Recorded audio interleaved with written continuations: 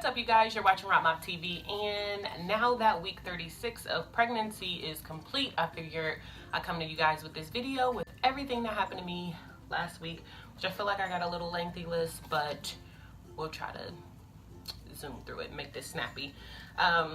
So symptom number one, the Braxton Hicks contractions are getting stronger and stronger by the day, which gives me hope that I'm going to go into labor on my own. But after my last doctor's appointment, I highly doubt it. But yeah, that's definitely number one. Like a couple times a day, really more than a couple, like a couple times within like an hour, 2 hours, my stomach, it gets so tight and it just hurts so bad, like with the contractions. But nothing's happening. They're not consistent. Baby girl is not coming. Next would be, this is actually an old symptom that I forgot to mention in like my previous videos, but a hairy stomach. Like I've noticed that I have like hair on, you know, the dark line that you get like down at the bottom. There's like hair on my stomach, which is really weird. Like I've never had that ever before, like prior to pregnancy, but it's just like the further along that I get, it gets hairier, and it's just like I want to shave it, but I don't, you know how they say when you shave it comes back thicker? I don't want it to come back thicker. I don't want those problems. Nobody really sees my stomach anyway except for my husband, and he hasn't said anything about it, so I'm gonna leave it alone. The next major thing, and this has like slowly been getting worse, is my dry skin. Like you can see now, I don't have on any makeup. My face looks like really blotchy. Like you can see around here it looks really dark, and then in here it's like really light, and you can see my neck is really dark, and we're still dealing with like the chest acne, the back acne. My face has been breaking out more than ever before in my entire life, and I know that is directly related to pregnancy. The same thing happened when I was pregnant with my daughter. For some reason, like the last month, the last 2 months with her, I just got like really dark all over. I looked it up and someone said that it was like called a pregnancy mask, where you just like get really dark all over, and I guess it could be acne or whatever, but you can see my neck is way darker than like my chest and my face. And my face, like, and today is a clear day where it's like not many bumps. I have like a pimple here, there's a couple here, but I usually never break out, and my skin is usually really clear. And you can see like my chest has been broken out since the beginning of time, since like week 18, even before then. So, but I've noticed that over time, I feel like every day it's getting worse. Now on my neck here, and on this side, and all across the back of my neck, it's like dry, patchy, scaly alligator skin, like eczema almost. And I've never had that ever before. But when I wash, I don't use like a really heavy scented soap, but when I wash and like scrub my neck is not dark because I'm not washing my neck. My neck is not dirty.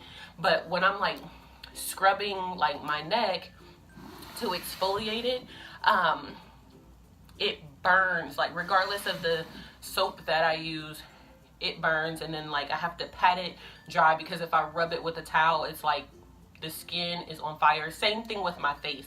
I wash my face with like a mild soap, like an Aveeno type soap, and to wash it burns.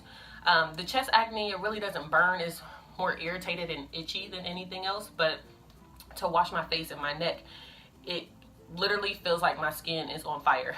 I've noticed like in here, like these parts of my arms, they're really dry. My skin is all over my body is really dry and peeling. No shea butter, coconut oil, none of that is working, and that's usually what I use on my skin, and I usually have good skin, and I've never had any issues, no problems or nothing like that. So I don't know, hopefully these last few weeks of pregnancy go by very fast and I come back to my normal color like I did with Kennedy, because this looks crazy.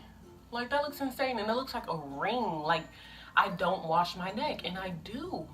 I scrub it. So that's what it's like. I know that I'm not a filthy animal. I scrub my body, I really do. But the same thing happened when I was pregnant with Kennedy, so it's not that alarming to me. At my 36-week appointment, we had the Group B strep test. Now, I don't remember getting this done when I was pregnant with Kennedy, but I know that I did. So I asked the lady when I went there, like, is this going to hurt? And she was like, no. Like, I've never heard of anybody saying that it's hurt before. You'll be fine, don't worry. So my doctor, my actual doctor that we've been seeing this entire time, she was on vacation. So we had to see the nurse practitioner, and she's the one that did the Group B strep test. Now, we're just talking. One, I feel like she was very unprofessional just the entire time. But she went to do the swab test, and she's like, okay, I'm gonna, swab the area. But we had started talking about something completely different, and she didn't give me any warning or nothing, and just took the swab and was just like rammed it up there. And I was off the table screaming like, ow, ow, ow, ow, ow, ow, ow. And Daryl was just sitting there like, what the heck is going on? Like, what are you doing to my wife? And I just looked at him in disbelief, like, what the heck did she just do to me? So then she's just like, I wasn't expecting that reaction. Are you sure you want me to check to see if you're dilated? Because I told you in the last video that everything's kind of swollen down there. So I didn't expect it to be all peachy and cream and happy stars, because everything is swollen down there. I expected a little discomfort, but not that much pain. And she's like, do you want me to check to see if you're dilated, because you tripping basically? So I'm like, well, I would like to know if I'm dilated or not, so just go ahead and check. She checks to see if I'm dilated, and it was like discomfort, but it wasn't like pain. I'm convinced that she stuck that swab like up my urethra, because when I went to the bathroom, I had to leave a urine sample like I do at every appointment after that whole ordeal. And when I used the bathroom, it hurt to pee so bad. Like, I had the worst UTI or something like that. It hurt so bad to pee. And then, this is TMI, but when I wiped, I was bleeding, which is alarming, because I'm like, I haven't had any blood this entire time. So then I tell the PCA that, everything that's going on. She was like, I looked at your urine and I saw that, you were bleeding, which is not normal for you. Let me, you want to talk to the doctor, let me go get her. So come to find out, as soon as the doctor checked me or whatever, she left the office, left the building. So that made me think, like, did you know that you just messed me up, and then now you're running and you out of there? Like, you try to, I don't know. I just felt real played. Eventually she came back 15-20 minutes later, and then she's just like, oh, you're fine, the bleeding, it should stop within 24 to 48 hours. It's just because everything is swollen and tender down there, and your just like everything is swollen and tender down there, so the bleeding should stop and the pain should stop within 24 hours if it doesn't, call back. But that just set the tone for the rest of my day, and I was pissed off for the rest of the day, because every time I would go to the bathroom, it was just excruciating pain. So the next morning at 3 o'clock in the morning, I got up to use the bathroom.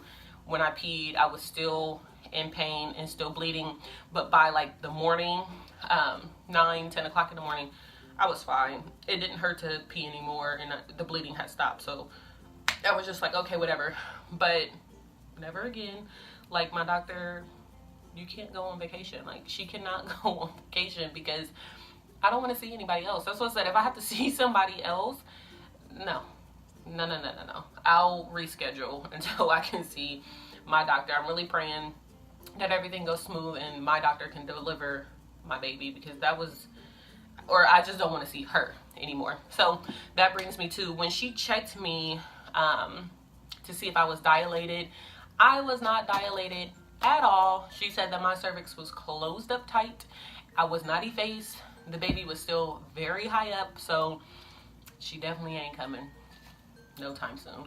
Now that I'm 37 weeks, hopefully, some progress is being made, but I was not dilated she said, at all. Like, you are closed up tight. The cervix is still very, very high. Baby's still very, very high. So that's about it for week 36. I'm going to show you guys the bump, and then yeah, if you guys had that group B strep test and it was a nightmare like mine, comment down below and let me know if y'all had the same experience, because I do not. I feel like with Kennedy I would have remembered that type of pain, but I don't. So I don't know if it happened to me and it hurt and I just don't remember, or if that lady really jacked me up. I don't know. I'm fine now, which is good.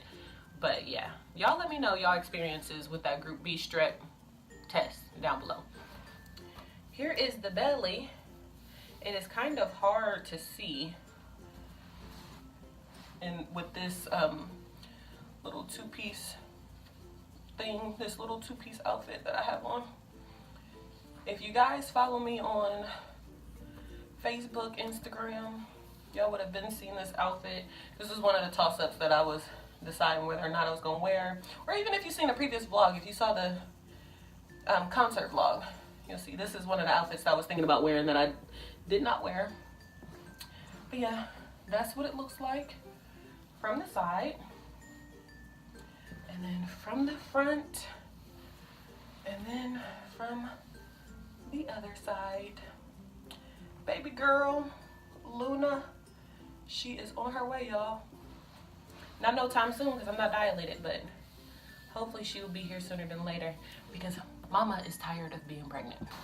Don't forget to hit the notification bell so you guys can see every single video that we upload, and so y'all don't miss the birth vlog and when I go into labor or when we have the C-section, because we do have a C-section scheduled, so that y'all don't miss none of that. Make sure you hit the notification bell to get all of the good stuff. Don't forget to like, comment, and subscribe, and I will see you guys in my next video.